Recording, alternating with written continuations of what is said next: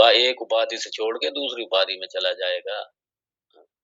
ये उपाधियां बदलने वाला है और मैं, ये जो मैं आत्म तत्व रूप से जो मैं हूँ, ये कोई आने जाने वाला नहीं है। मैं ही सत्य हूँ, मैं ही चित्त हूँ, मैं ही पूर्ण हूँ, मैं ही आनंद हूँ। तो इसको अभी और देखेंगे थोड़ा, कल के सत्र में और भी देखेंगे इसको। तो भगवान यहाँ पे इसी अध्यास पे प्रहार कर रहे हैं, इसलिए 36वें श्लोक से लेकर के और 41वें श्लोक तक, यहाँ तक इसलिए भगवान ने अध्यास को पकड़ा और अध्यास पर प्रहार कर रहे हैं। और जब तक इस अध्यास की निवृत्ति नहीं होगी, हाँ, तब तक संसार की निवृत्ति नहीं होगी। बड़े मजे की बात है, इसी अध्यास से व्यवहार भी चलेगा। और ये हमें समझना है, हाँ, कि मैं, हाँ, ये जो अध्यास है, ये क्यों अध्यास हुआ? ये चित जड़ ग्रंथि जो पड़ गई है, उसी चित जड़ ग्रंथि को, उसी आत्म अनात्म को पृथक पृथक ज्ञान चक्षु से, विवेक चक्षु से, ये पृथक पृथक चित्त को अलग करना, जड़ को अलग करना, आत्मा को अलग करना, अनात्मा को अलग करना है। ये चित्त जड़ विवेक, आत्मा अनात्म विवेक, दृश्य को अलग करना, दृक् को अलग करना, मतलब दृक् मतलब दृष्टा, ये साक्षी को अलग करना और दृश्य को अलग करना, ये सारे जगत को अलग करना और जगत का जो अधिष्ठान है उसको पृथक करना। ये इस विवेक, ये भगवान यहाँ विवेक दे रहे हैं, क्योंकि जब तक ये विवेक नहीं होगा हमें पता ही नहीं चलेगा अध्यास। इसलिए अज्ञान मूल कारण, लेकिन अज्ञान संसार की अगर दृष्टि से देखो, जगत की दृष्टि से देखो, समस्या की दृष्टि से देखो, तो अज्ञान मूल समस्या नहीं है। अज्ञान के द्वारा जो अध्यास होता है, ये अध्यास मूल समस्या है। इसलिए अध्यास की भगवान निवृत्ति कर रहे हैं यहाँ पे। और जब अध्यास की निवृत्ति होगी तब अलग अलग पृथक पृथक होंगे। जैसे अग्नि, हम कह रहे थे रेड बॉल, हमने कह दी जलता हुआ लोहे का गोला, तपता हुआ लोहे का गोला, जबकि जलना तपना ये अग्नि का गुण है और गोला ये लोहे का है, ये लोहे के साथ में है। हमने दोनों को मिला दिया उठा करके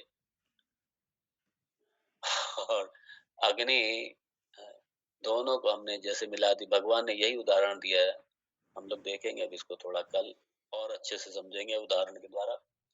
बड़ा सुंदर मेन तो श्लोक का सारा भाव बता दिया है, अब इसको शब्दता और अक्षरशः इसको देखेंगे कल। ओम तत्सत। ओम पूर्णमदः पूर्णमिदं पूर्णात् पूर्णमुदच्यते पूर्णस्य पूर्णमादाय पूर्णमेवावशिष्यते। ओम शांति शांति शांति। हरि ओम श्री गुरुभ्यो नमः। हरि ओम। जय श्री कृष्ण स्वामी जी। एक थोड़ी जिज्ञासा थी। हाँ बोलिए।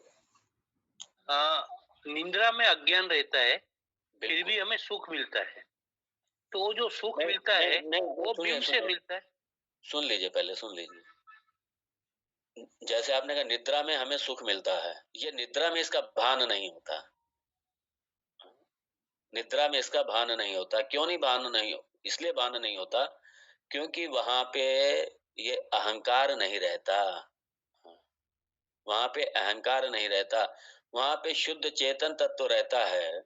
ठीक है, जो आपका जो जो सुख आनंद जो आपको निद्रा से जागने के बाद में जब अहंकार आता है, जो सुषुप्ति अवस्था में, निद्रा अवस्था में जो अव्यक्त रूप से चला गया था, वहां निद्रा में चूंकि सूक्ष्म शरीर का भी विलय हो जाता है, वो भी अव्यक्त अवस्था में चला जाता है, तो इसलिए अहंकार वहां पे नहीं होता और अहंकार होता है सूक्ष्म शरीर के आने के बाद।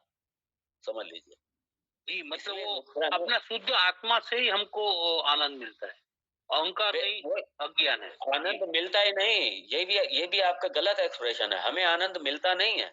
अगर आप ये कहोगे हमें आनंद मिलता है तो आनंद अलग हो गया और आप अलग हो गए।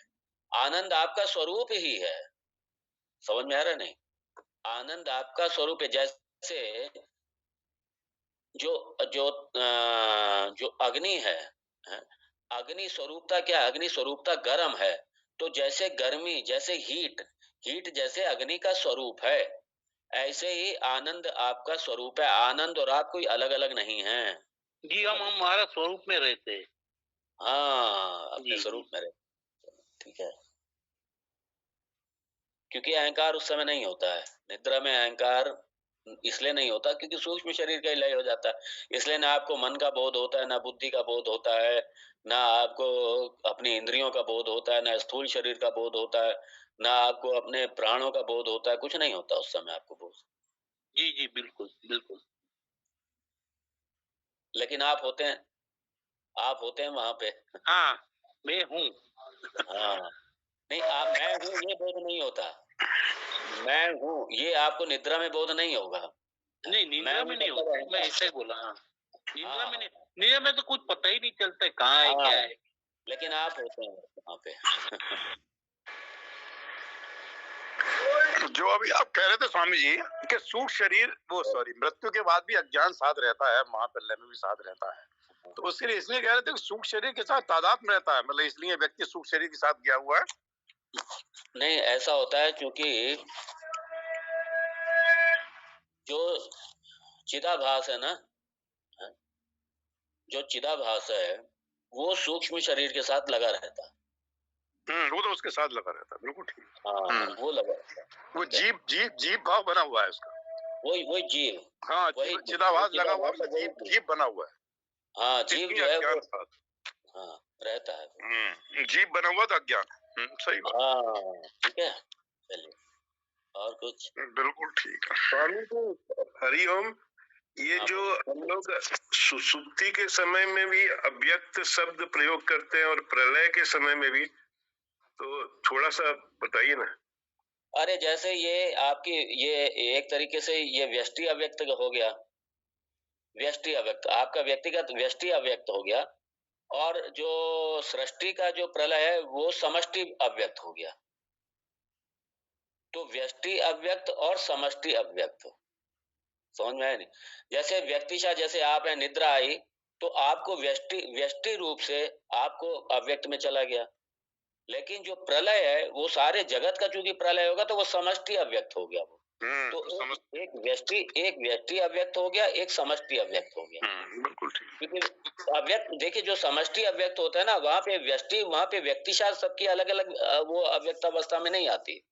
वो समष्टि सारा एक पूरा जगत का ही प्रलय हो गया, सारे जगत का अव्यक्त अवस्था में चला गया। एक और साथ यहाँ समझ। पे व्यष्टि, वहाँ पे समष्टि है। ये है एक हरिओम। समष्टि और एक व्यक्ति, इसको समझिए। ठीक है? हरिओम स्वामी जी, हरिओम। हरिओम हरिओम हरिओम।